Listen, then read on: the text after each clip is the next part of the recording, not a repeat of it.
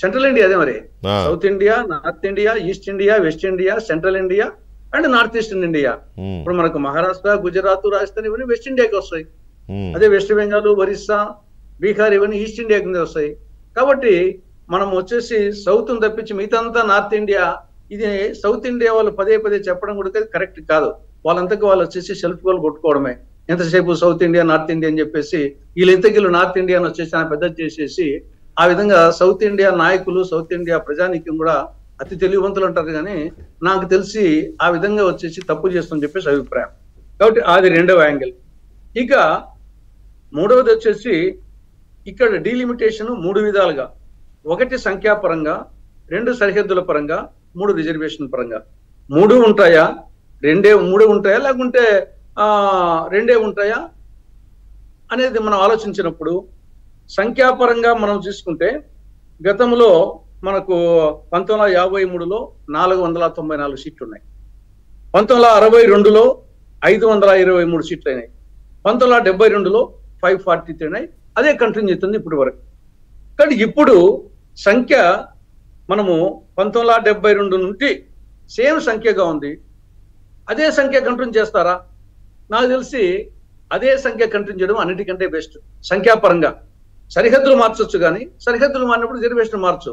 Last time 2009లో కూడా మనం సరిహద్దులు రిజర్వేషన్స్ మారినాయి, సంఖ్య మారలేదు 2009లో కూడా. కాబట్టి ఆ విధంగా రేపు 2026 తర్వాత సెన్సస్ చేసిన తర్వాత, కమిషన్ నోటిఫికేషన్ తర్వాత కూడా వచ్చేసి సరిహద్దులు మార్చొచ్చు. సరిహద్దులు మారినప్పుడు రిజర్వేషన్స్ మారుతాయి. కానీ సంఖ్య వచ్చేసి 2009లో ఉన్నట్టే ఉండేదానికి ఆస్కారం ఉంది. కాబట్టి అది చేస్తే సమస్య లేదు. ఏ 543 ఇప్పుడు మీరు చెప్పినట్టుగా 1950 లెక్కల ప్రకారం ఒక నంబర్ ఉంది, 490 చిల్లర ఉంది. 1962 లెక్కల ప్రకారం అది 523 ఎన్ని అయింది. ఆ తర్వాత 1971లో 543 అయింది. 543 ఇప్పుడు కంటిన్యూ అవుతుంది.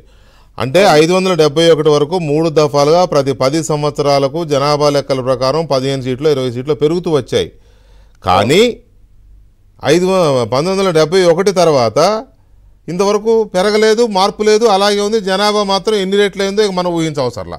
ఆనాటి జనాభా 40 కోట్లో 30 కోట్లో ఉండి ఉంటుంది, ఇప్పుడు 140 కోట్లు అయింది. సో ఈ ప్రపోర్షనేట్లో పెరగాల వద్దా అనేది ఒక అంచనా అయితే, పెరిగే తీరు ఎలా ఉండాలి, ఆ పెంపుదల ఎలా ఉండాలి అనేది కూడా చర్చిద్దాం సార్ ఒక చిన్న బ్రేక్ తర్వాత.